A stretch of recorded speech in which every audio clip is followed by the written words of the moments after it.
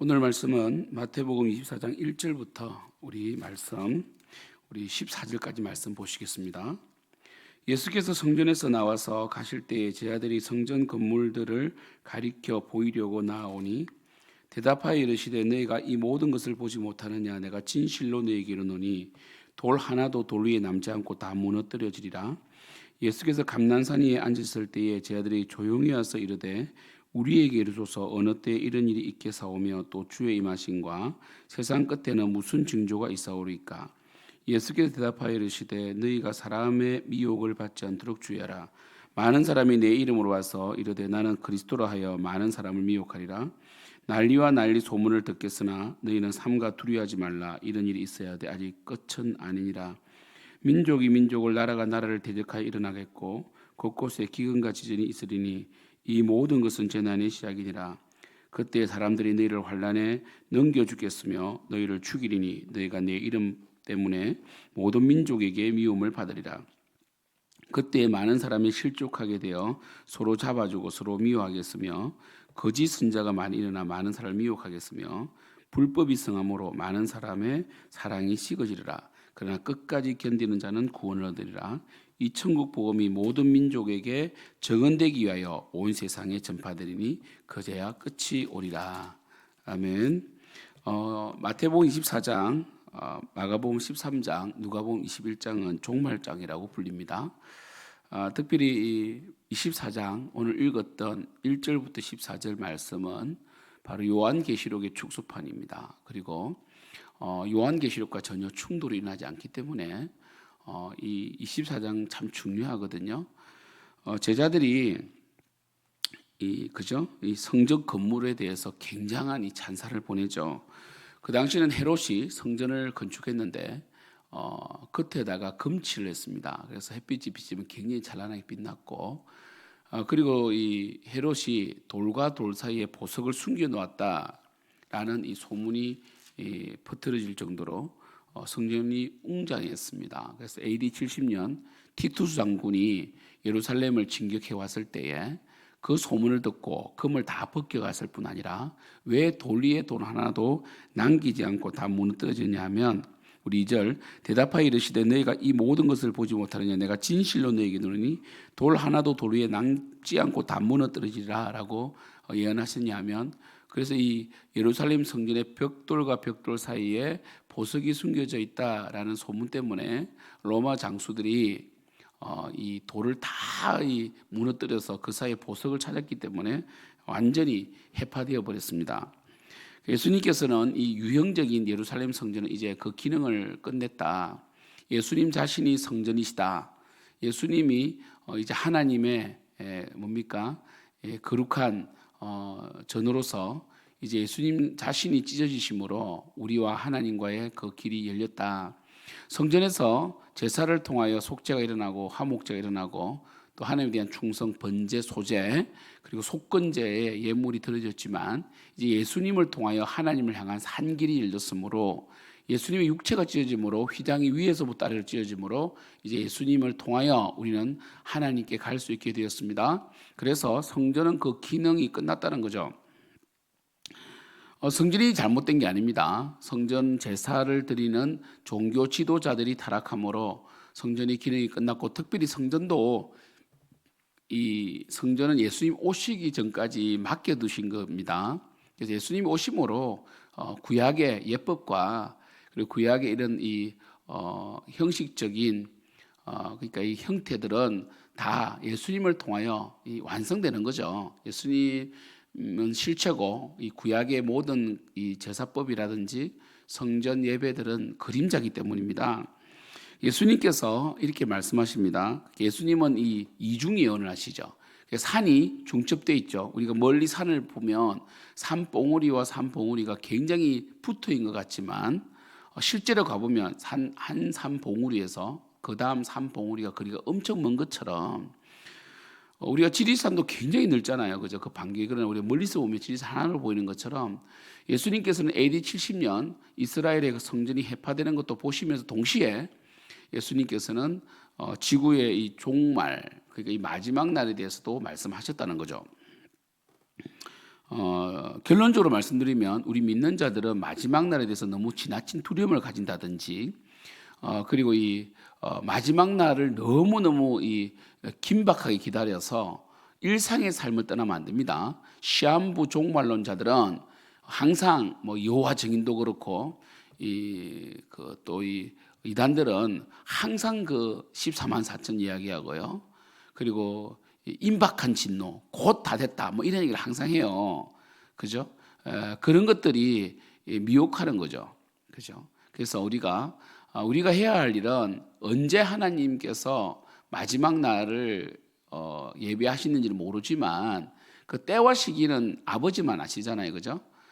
그래서 우리는 그저 일상의 삶을 열심히 살고 열심히 하나님 섬기고 또 열심히 여러분이 맡겨진 십자가를 지고 가면 됩니다.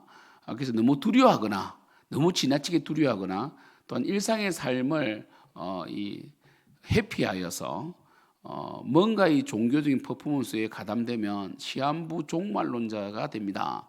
그럼 뭡니까? 가정도 버리게 되고 일상의 삶을 버리게 되죠. 보통 그렇게 미혹당한 사람들이 뭐 피지섬이라든지 아니면 뭐 이상한 이 공간에 어떤 그 갇혀가지고 재산 다 바치고 완전 이 노예가 돼가지고 그죠? 노동도 착취당하고 자녀들과의 그 만남도 없고 부부간에 뭡니까? 같이 살지도 못하는 그런 공동체들이 많아요. 잘못된 것들. 그래서 이단들 다 그래요. 예수님께서는 우리에게 이렇게 이 미래를 말씀하시면서 두려워하지 말라는 거죠. 두려워하지 말라. 담대하라. 내가 세상을 이겼노라. 우리는 이 특별히 입맞은 자로서 예수님께서 우리를 택하셨잖아요. 성령으로 인을 치셨기 때문에 두려워하지 말고 이 땅에서 담대하게 살면 됩니다. 그리고 복음 전하는 삶을 멈추지 않아야 됩니다. 마지막까지 이 사명을 다하면 됩니다. 예수께서 감난산에 앉았을 때 제자들이 조용히 와서 이르되 우리에게 이르소서 어느 때에 이런 일이 있겠사오며 또 왜 주의 임하심과 세상 끝에는 무슨 징조가 있사오리까 라고 묻습니다. 그때 예수께서 대답하여 이르시되 너희가 사람의 미혹을 받지 않도록 조회하라 이랬습니다. 여러분 이 산상수훈의 마지막 결론도 뭡니까? 거짓 선지자를 삼가라 이랬죠. 그죠? 그래서 그럼 이 사람의 미혹 5절 많은 사람이 내 이름으로 와서 이르되 나는 그리스도로 하여 많은 사람을 미혹하리라 됐습니다. 그래서 정명성 자칭 그리스도 아닙니까? 이만희 그죠? 예전에 박태선 뭐 그죠? 영생교 조이성 뭐 우리나라에 또 뭐 유튜브에 보면 이단들 많죠. 그죠? 그래서 우리나라에 이 뭐 70명이 자칭 예수가 있다 할 정도로 이 거짓 그리스도가 많습니다. 그래서 그들은 뭔가 이 사람을 끄는 매력이 있는지 뭐 특별한 뭐 은사 뭐 그 능력이 있어가지고 병도 고치기도 하고 뭐 그래요. 그래서 사람을 확 사로잡는 능력이 있어가지고 일반 사람들은 그 사람들과 대화를 하면 빨려 들어가요. 그래서 이단은 피해야 되고요. 결국은 그들은 이 구원을 받지 못합니다. 그리고 이단에 빠진 자들도 구원받지 못하기 때문에 우리가 늘 말씀을 듣고 그러니까 우리가 뭔가 색다르고 뭔가 짜릿하고 뭔가 좀 기존의 질서를 반대하는 듯한 그런 이 말씀들 이런 것들은 조심해야 됩니다. 그래서 이단에 빠지는 사람들이 특징이 뭡니까? 외로운 사람들 그리고 소외당한 사람들 교회 속에서 외로워하고 또 좀 뭐 트러블을 많이 일으켜서 소외당했다든지 그래서 이제 분노, 외로움, 분노 그리고 호기심 뭔가 이 우울감 이 세 가지 같아요. 제가 볼 때는 그 유튜브에 보니까 그 유명한 그 아주대학교 심리학 교수 있죠. 그 사람은 이 사이비 종교에 빠지는 사람들의 특징을 외로움으로 꽂았더라고요. 외로움으로. 그러나 거기에 더해서 외로움과 분노, 그죠? 이 마약하는 사람들도 분노심이 있어요. 분노심을 이기지 못해서 이제 그거를 이제 마약을 하고 막 그러거든요. 이 폭력으로 나타나죠, 그죠? 그래서 외로움, 분노, 그리고 우울감. 내가 다른 사람보다 우울해지겠다는 어떤 그런 교만이 이단이 빠지게 합니다. 그래서 기존 성도들이 모르는 걸 내가 알게 되었다는 거죠. 전혀 그렇지 않습니다. 기존 성도님들이 아는 것이 전부입니다, 사실은. 그래서 그들이 만들어 놓은 프레임, 그러니까 특별한 어떤 프레임들. 여러분 사실 뭐 북한 주체 사상에 빠진 우리 때도 우리 그 제가 대학 다닐 때도 이 굉장히 그 운동권이 셌거든요. 그 사람들 뭐 공부도 안 해요. 근데 이제 굉장히 우울감이 있어가지고 마치 우리 공부 열심히 하고 취업을 준비하는 저희들을 마치 열등한 사람을 보고 자기들은 뭐 민족을 위해서 이러면서 있잖아. 민족 해방 이러면서 막 얼마나 교만한 줄 몰라요. 근데 뭐 학점은 다 F고 매일 뭐 이렇게 하는 거예요. 그러면서 막 우울감을 가지고 우리를 막 무시하고 그래요. 근데 실제적인 삶을 보면 피폐해져 있고, 그리고 결국 그들도 취업 시즌이 되면 다 후회하고 막 그러거든요. 그러니까 보세요. 이 분노, 또 사회 체제에 대한 분노, 그리고 또 뭡니까? 외로움. 그러니까 뭔가 사람들 많은 데서 가려고 하는 그런 거 보면 이 북한 주체 사상에 빠지는 사람이나 이단에 빠진 사람 비슷한 형태예요.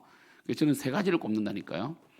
외로움과 분노와 그리고 호기심, 우울감 이런 데 있다. 그래서 이런 것들을 자학하는 이 거짓 그리스도가 많다는 거죠. 6절 난리와 난리 소문을 듣겠으나 너는 삼가 두려워하지 말라. 이런 일이 있어야 돼. 아직 끝은 아니라 전쟁이 일어날 것, 전쟁이 일어날 것이다. 7절 민족이 민족을 나라가 나라를 대적하여 일어나가 있고 곳곳에 기근과 지진이 있으리라 이렇게 말했습니다. 곳곳에 기근과 지진이 있을 것이다 이렇게 말했습니다. 곳곳에 민족이 민족을 나라가 나라 대적하여 일어나 있고 곳곳에 기근과 지진이 있으리라. 지금 지진이 많이 일어나죠. 그러니까 이제 사실은 지각 변동이 일어나고 또 이 민족 지금 우크라이나와 러시아 사실 러시아 침공이죠. 이거는 민족 전쟁이 아니라 완전히 그 러시아의 침공이죠. 어제도 뭐 화해 분위기를 만들어 놓고 또 아파트 공격해 버리고 그랬잖아요. 러시아 그죠? 굉장히 이제 이 중국이 대만을 또 먹으려고 하고 이런 것들. 이 모든 것은 재난의 시작이다. 시작일 뿐이다. 두려워하지 말라는 거예요. 결국 이 마지막은 어떻게 이제 결론되어지느냐. 바로 9절 그때 사람들이 너희를 환난에 넘겨주겠으며 너희를 죽이리니 너희가 내 이름 때문에 모든 민족의 미움을 받으리라 돼 있습니다. 그리고 예수 믿는 사람들이 예수 믿는 것 때문에 죽임을 당하는 것이 사실은 가장 중요한 환난입니다. 환난의 핵심은 뭐냐면 이 거짓 그리스도인들, 거짓 그리스도 그리고 난리 그리고 민족에 대한 어떤 전쟁들, 기근, 지진 이것보다 더 확실한 마지막에 대한 이 증거가 뭐냐면 바로 예수 믿는 것 때문에 그러니까 지금도 이집트라든지 이번에 그 튀르키예, 시리아 이런 데는 예수 믿는 자들이 핍박을 많이 당하잖아요. 또 아프리카도 보코하람이라 가지고 이슬람 복원주의자들이 이 복권주의자들이 굉장히 기독교인들을 많이 죽이거든요. 이건 지역적이잖아요. 유럽이나 이 아시아는 아직까지 뭐 기독교인이라 해가지고 죽이지는 않잖아요. 그런데 전 세계가 적 그리스도에서 하나가 되고 그리고 사회 경제 통합되면서 이제 마지막 예수 믿는 자들만 죽이는 이런 때가 옵니다. 그때가 이제 마지막 때인데 중요한 것은 뭐냐면 예수 믿는 자들이 예수 그리스도를 믿는 것 때문에 환난을 당한다는 거예요. 이게 이제 뭡니까? 대환란이죠, 대환란. 전반기 대환란입니다. 계시록에 나팔재앙입니다, 나팔재앙. 인재앙은 지금 시작되고 있고 이미 시작되었고 인재앙에 여러분 이 복음이 전파되는 시기, 지금 복음이 막 전파되고 있잖아요, 전 세계. 그다음에 기근, 그럼 전쟁 이게 인재앙이 나오잖아요. 나팔재앙은 바로 이제 예수님을 믿는 자들을 죽이는 그게 이제 나팔재앙의 핵심인데 그 마지막에 뭡니까? 666이 나오죠. 그래서 이 표를 받으면 경제활동도 할 수 있고 핍박도 면하지만 표를 받지 않는 자들은 죽임을 당하기도 하고 도망자가 되고 그리고 이 자급자족해야 되는 그죠? 경제활동하지 못하는 이슬람교도 사실 이 터키 튀르키예 지역은 소아시아 7교회가 있었잖아요. 바울이 이제 첫 선교지고 베드로가 많이 선교했던 곳 갑바도기야 뭐 이런 지역 아닙니까? 갈라디아. 그런데 그 지역이 이제 이슬람교가 이제 이 AD 3세기 발흥하면서 이 세금 폭탄 정책을 써요. 그러니까 그들이 한 손에는 칼, 한 손에 꼬라내 가지고 이슬람교를 받아들이자면 다 죽이는데 처음에는 그렇게 시작하다가 나중에는 이 세금 폭탄을 매겨 가지고 지금도 마찬가지입니다. 뭐 사우디 이런 데는 뭐 거의 뭐 이슬람교도들은 거의 뭐 먹고 뭐 그냥 먹고 살죠. 그죠? 여러분 그들은 뭐 일을 안 해도 다 먹고 사는데 이제 기독교인으로 개종한다. 그러면 세금 폭탄을 맞게 되고 뭐 200배 뭐 이렇게 받고 20배부터 200배까지 받고 이러니까 결국은 뭡니까? 경제적인 압박 가운데 기독교인으로 개종했다 다시 이슬람 교인이 되기도 하고 또 기독교인들이 막 사라졌거든요. 그래서 이집트 같은 경우는 콥트교로 해가지고 거의 넉마주의로 살고 있어요. 기독교인들이. 이 콥트교의 십자가는 뭡니까? 십자가의 동그란 모양 있잖아요. 중간에 콥트교의 십자가인데 그 이집트 콥트교 기독교인들, 기독교 한 종파입니다. 그들은 거의 거지처럼 삽니다. 닭장처럼. 그들은 믿음을 지키고 있죠. 대대로 이제 예수 믿는 믿음을 지켜 나가는데 이게 무서운 거죠. 예수 믿는 자를 핍박하는. 그런데 이제 이 세대주의 전철련자들, 세대주의자들은 예수 믿는 우리는 핍박 전에 휴거를 당한다고 주장해요. 세대주의자들. 우리나라에 세대주의자들 많아요. 사랑 침례교회 그 정동수 목사, 조용기 목사님도 세대주의였어요. 그래가지고 우리 기독교인들은 환란을 안 당한다. 환란 당하기 전에 휴거 당한다라고 주장했는데 이 성경 말씀은 그렇지 않습니다. 성경 말씀은 환란에 넘겨주기 위해서 너희를 죽인다라고 되어 있습니다. 10절에 그때 많은 사람이 실족하게 되어 서로 잡아주고 서로 미워하겠으며 거짓 선지자 많이 일어나 많은 사람을 미혹하겠으며 거짓 선지자가 뭐라냐면 마음으로 믿으면 된다. 우리 신자가 일제 강점기 때 신사참배처럼 야 신사참배 그거 우상 숭배 행위 아니야. 그냥 국가 의례야 이렇게 하는 거죠. 이 거짓 선지자들이죠, 그죠? 그래서 그때 많은 목회자들이 이제 이 신사참배에 동참하게 되고 성도들도 미혹받게 되죠, 그죠? 이게 바로 거짓 선지자들이고 불법이 성함으로 많은 사람의 사랑이 식어지리라. 그죠? 사실 이 갑박해지고 지금도 많이 식어지고 있죠. 지금 사랑이 많이 식어지고 있고. 그래도 이번에 그 튀르키예 구제 헌금이라 그러죠. 엄청나게 많이 그쳤어요. 이 대한민국에서. 그래서 참 터키라는 지역이 우리 이제 6.25 때 많이 도와줬던 우리 형제 나라 아닙니까? 그런 점에서 많이 또 우리가 갚는 기회가 되었다. 그래도 아직까지 사랑이 남아있지만 그래도 사랑이 식어져 갈 겁니다.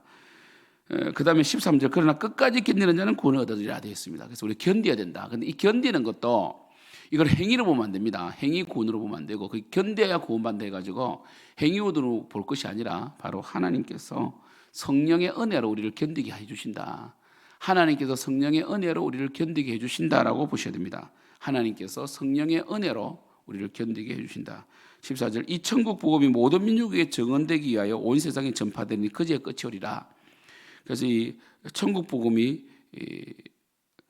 증언되어야 된다. 온 세계에 전파되어야 된다. 그제야 끝이 온다. 그래서 지금도 미전도 종족이 많습니다.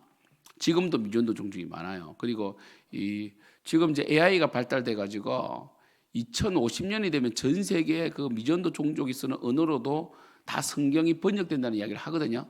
근데 지금도 여러분 남미도 그렇고 이 동남아 그리고 아프리카에 미전도 종족이 많습니다. 선교사님들도 부족하고 지금 선교사님들이 계속 줄어들고 있잖아요. 그리고 오지로 잘 안 가요. 오지로 안 가기 때문에 언제 복음이 다 전파될지는 모릅니다. 그래도 계속해서 이제 이 산업이 발달해가고 또 오지로 들어가다 보니까 사실 뭐 예전에 선교사님들이 제일 먼저 오지로 들어갔죠. 그래서 리빙스톤이 아프리카에 제일 먼저 이 오지를 탐방하지 않았습니까? 근데 이제는 뭡니까? 이런 선교사님들이 드물어지죠. 그러다 보니까 지금도 뭐 식인종도 있다잖아요, 그죠? 지금도 이 복음을 듣지 못한 우리 창껏이라는 영화에 보면 나오죠, 그죠? 그래서 여전히 예전에 우리 이 신석기 시대 정도는 아니지만 뭐 돌칼 쓰는 데도 있고 뭐 그렇다는 거 하니까 문명의 혜택을 아직까지 보지 못한 민족들이 많으니까 이제 그 민족들 가운데 복음이 전파되면 이제 끝이 온다 이렇게 되어 있습니다. 그래서 이러한 부분이 이제 사실은 계시록 보시면요 한 몇 개의 구절만 보고 우리 마칩시다. 계시록에 보면 인재양 계시록 6장에 보면 1절 2절 보시면 내가 보면 어린 양이 7인 중에 하나를 떼시는데 그때 내가 들으니 내 생물 중에 하나가 우레같이 말하되 오라 하기로 이에 내가 보니 흰 말이 있는데 그 탄 자가 활을 가졌고 면류관을 받고 나아가서 이기고 또 이기려고 하더라 이렇게 있거든요. 그래서 여기서 이제 흰말, 사실은 계시록에서 흰색은 그냥 좋은 색깔로 봐야 됩니다. 이해되시죠? 검은색은 기근을 상징하고 붉은색은 전쟁을 상징하잖아요. 그래서 보통 목사님들이 너무 이견이 달려요. 6장 2절 말씀이 어떤 목사님은 그 탄자가 예수님이다 하는 사람도 있고 어떤 사람은 적 그리스도다 하는 사람이 있어가지고 그래서 이기고 이기려고 하더라를 그냥 적 그리스도가 장악하려고 한다 이렇게 표현하는 사람도 있고 어떤 목사님은 복음 전파로 보기도 하거든요. 저는 어떻게 보느냐면 계시록에서만큼 색깔이 정확해야 된다. 그래서 흰말은 좋은 색깔로 봐야 되고 그리고 그 탄자는 예수님은 아니에요. 왜냐하면 예수님한테 뭐 오라 이렇게 반말할 수 없죠. 천사가 예수님을 오라가라 할 수 없거든요. 그래서 흰말은 뭡니까? 좋은 색깔이고 그리고 그 탄자는 말 그대로 하나님의 그 수종자, 천사 같이 하나님의 이 수종자고 그리고 그러니까 우리 인간은 아니죠. 하나님의 이 수종도는 자고 활을 가졌다. 그래서 활 가지고 마귀가 뭐 활을 사용한다 이렇게 하는데 마귀가 주로 사용하는 도구 활인데 전혀 그렇지 않습니다. 시편에 보면 하나님도 활을 쏘십니다. 그래서 그거는 말도 안 돼요. 그래서 활을 가졌고 활은 전쟁 무기란 뜻이죠. 말을 타고 활을 많이 쏘잖아요. 왜냐면 말 타고 활을 많이 쏘죠. 달려가면서 쏘아가지고 맞추잖아요. 그죠 먼저. 면류관을 받고 이 면류관을 또 가짜다 이러는데 한 이래 만에 뿌리면 그럼 우리가 어떻게 해석합니까? 어떤 말씀은 2절을 이렇게 흰색도 가짜도 가짜라고 하고 면류관도 가짜고 뭐 활도 뭐 사탄의 도구 이렇게 보면 그럼 이거는 그 사람이 푸는 대로 따라가야 되잖아요. 근데 이거를 이제 이 문자적으로 보더라도 흰색은 좋은 색깔이고 그 탄자는 하나님의 수종자고 활은 전쟁 무기고 면류관은 말 그대로 면류관이다. 승리다. 승리. 그래서 나아가서 이기고 또 이기려고 하더라. 이 말은 복음 전파 시대를 말한다라고 봅니다. 저는 첫째는 이기고 또 이기려고 하는 것은 뭐냐면 이 땅은 공중 권세 잡은 자가 잡고 있잖아요. 그래서 복음이 전파되고 또 전파되는 이러한 모습을 보는 게 맞다라고 저는 생각합니다. 이게 바로 인지양이다. 아까 복음이 끝까지 전파되면 마지막에 오리라 돼 있죠. 돼 있고 그다음에 예수 믿는 자를 죽이는 심판은 바로 여러분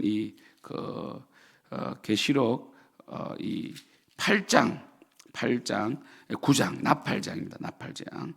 나팔장이에요. 그리고 마지막 13장이 이제 마지막 이 전반기 대환란 한때 두때 반때 그죠? 3년 반 이 마지막 이 전반기 대환란의 핵심은 바로 예수 믿는 자를 죽이려고 하는 데다. 그때 666표를 받으면 안 된다는 거죠. 이렇게 계시록과 연결되어서 딱 짜여져 있다. 성경은. 그 다음에 이제 예수님께서 이제 3년 반 대환란 이후에 공중에서 재림하시죠. 그때 이제 휴거가 살아있는 자는 휴거가 되고 죽은 자들은 예수님과 함께 이 공중에서 혼인 잔치가 벌어지고 그럼 남아 있는 자들을 심판하는 그 666표를 받은 자와 그리고 그 짐승에 절한 자들, 그리고 이 믿지 않는 자들을 심판한 것이 바로 후반기 대환란 대접재앙입니다. 그 대접재앙이 바로 우리 16장입니다. 16장. 이때는 회개할 기회가 없습니다. 그래서 이 나팔재앙 때는 회개할 기회가 있지만 대접재앙 때는 회개할 기회가 없다. 이렇게 정확하게 마태복음 24장과 계시록이 딱 연결되어 있다. 오류가 없는 거죠. 그래서 이 세대주의자들이 주장하는 것처럼 환란 전에 휴거되는 말씀 성경이 없습니다. 환란을 당한다고 되어 있고요. 그 환란은 내일 말씀, 주일 말씀 나오겠지만 믿는 자들을 위해서 짧게 해주셨어요. 예수님께서 이렇게 미리 말씀하시는 이유는 두려워하지 말고 견뎌라. 근데 그 견디는 힘조차도 하나님이 주신다라고 말씀하십니다. 아무튼 여러분들 지금 이 시대는 이 핍박이 없는 시대고 아직까지 마지막이 오지 않았지만 저희들은 우리 삶에서 자기 부인 그리고 우리가 삶에서 하나님에 대한 어떤 자신을 부인하고 하나님을 섬기는 이것이 바로 삶의 순교죠. 이 삶 속에서의 작은 순교들을 감당하는 자들이 끝까지 견딜 수 있는 겁니다. 그래서 여러분들이 아무튼 믿음으로 살아갈 수 있기를 축복합니다. 또 하나님의 은혜와 긍휼을 구하십시오. 기도하겠습니다. 하나님 아버지 우리 성도님들 축복해 주시고 정말 성경은 정확합니다. 결국 마지막 때가 되면 예수 믿는 우리를 죽이는 때가 옵니다. 그때 끝까지 견디는 자가 구원을 받는데 이 견디는 것 자체도 우리 힘으로 할 수 있는 것이 아니라 하나님께서 은혜 주셔야 됩니다. 우리가 승리하게 도와주시옵소서. 성령이 우리를 붙들어 주시고 늘 하나님의 은혜 속에 강하게 하여 주시옵소서. 예수님의 이름으로 기도드립니다. 아멘. 하늘에 계신 우리 아버지여, 이름이 그렇게 힘을 받으시오며 나라가 임하옵시오며 뜻이 하늘에서 이루어진 것 같이 땅에서도 이루어지이다. 오늘 우리에게 일용할 양식을 주시옵고 우리가 우리에게 죄 지은 자를 사하여 준 것 같이 우리 죄를 사하여 주시옵고 우리를 시험에 들게 하지 마시옵고 다만 악에서 구하시옵소서. 대개 나라와 근세와 영광이 아버지께 영원히 있사옵나이다. 아멘.